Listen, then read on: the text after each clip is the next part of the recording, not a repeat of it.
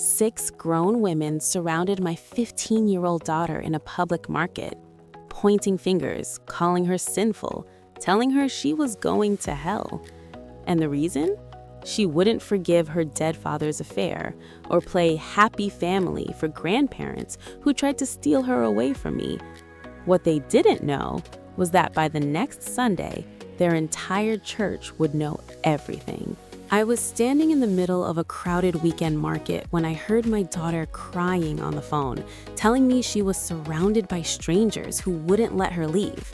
My stomach dropped before I even understood what she meant. I just knew something was wrong in a way that made my hands go cold. I'm a mother of 2 daughters, 17 and 15. They've already been through more loss and trauma than most adults face in a lifetime. Last year, their father, my ex-husband, died suddenly in an accident.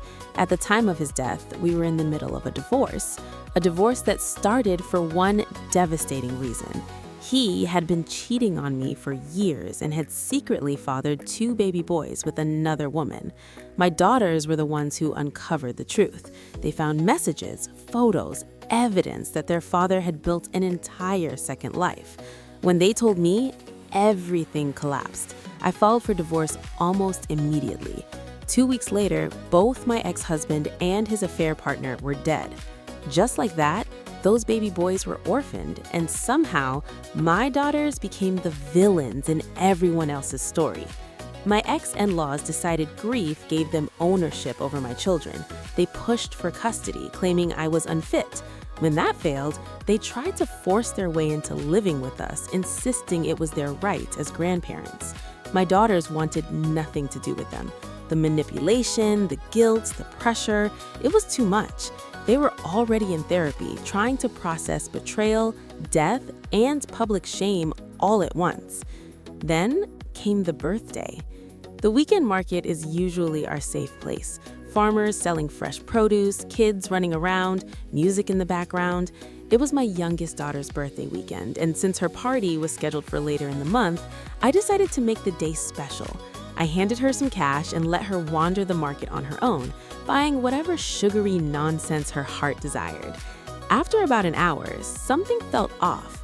That quiet panic mothers know too well started creeping up my spine. I was seconds away from calling her when my phone rang. She was sobbing. She said there were people yelling at her, that they had cornered her, that she didn't know how to get away. I didn't think, I ran. When I reached her, I saw 6 older women standing in a loose circle around my 15-year-old child.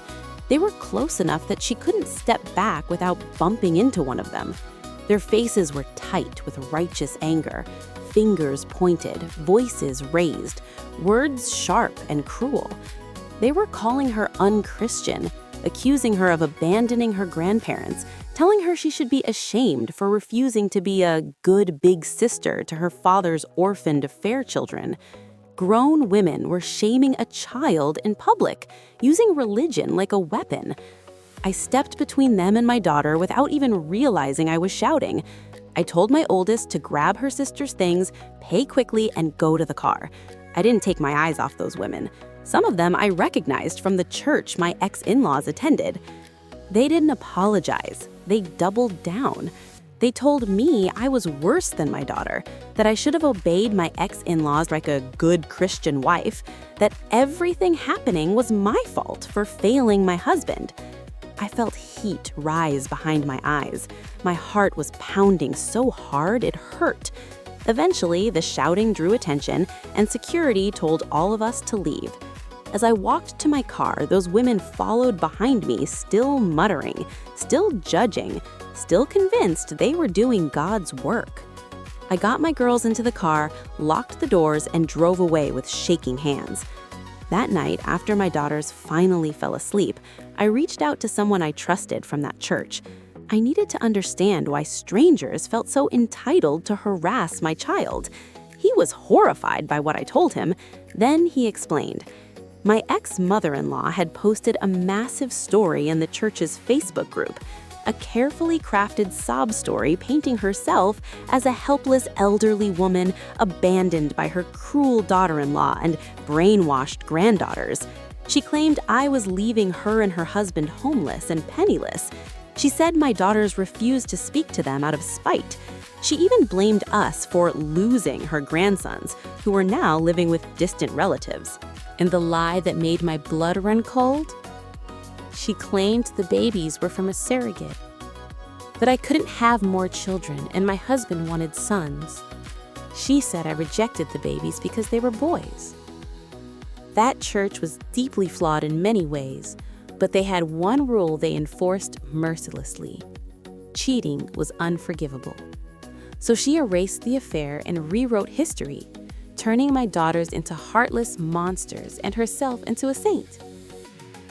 That was the moment something in me snapped. I didn't cry, I didn't panic. I felt calm in a way that scared me, because I had evidence. The divorce wasn't finalized when my ex died, which meant I still had everything. Photos, messages, emails, confessions, including texts from my ex-in-laws acknowledging the affair and supporting it. Messages where they harassed me for filing for divorce. And worst of all, messages sent directly to my daughters.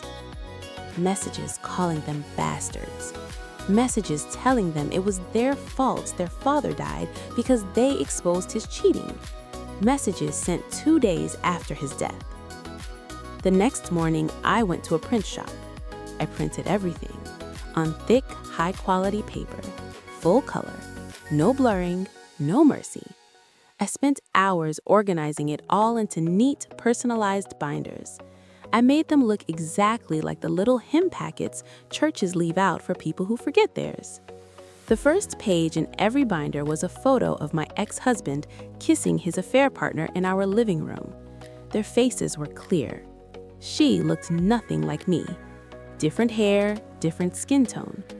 Underneath, I wrote their names and titled it A Love Story. I took the binders to the church just before Sunday service. There was a table at the back with extra songbooks. No one checked what was added. I placed them carefully and left. I didn't need to stay. The fallout was immediate. The church Facebook group exploded. People were furious. The names my ex and his affair partner were called were so extreme the pastor had to step in and moderate. People were outraged over how my daughters had been treated. Screenshots circulated.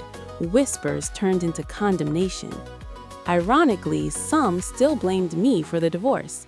They said I had failed my duties, but that it was understandable after such a shock. They said I might one day return to the faith, unlike my cheating husband and his mistress. I received apology letters in the mail addressed to my daughters, invitations offering church support. My ex-in-laws didn't get forgiveness.